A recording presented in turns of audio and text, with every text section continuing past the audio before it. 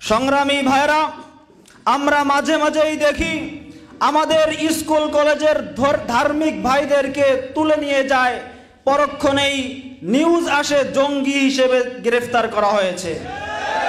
এই সমস্ত ধোঁকাবাজি বন্ধ করতে হবে।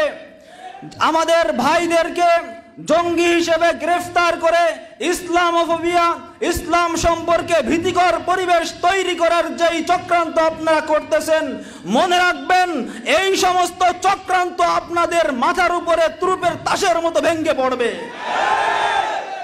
কিছুদিন পর পরই দেখা যায় অমুক জায়গায় জঙ্গি আস্তানা। আসলে সব এদেরকে ধরে নিয়ে ডিবি অফিসে কারাগারের মধ্যে আম গাছ তলায় নিয়ে ছবি তোলে এবং ভিডিও করে প্রচার করে যে জঙ্গি আস্তানা থেকে এদেরকে গ্রেফতার করা হয়েছে। এই সমস্ত অপতৎপরতা বন্ধ করুন।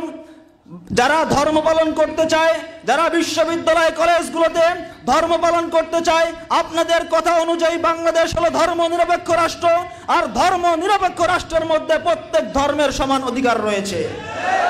আসলে কথা হলো আপনার ধর্ম নিরপেক্ষতার নামে ইসলাম ধর্মকে নিশ্চিহ্ন করতে চান।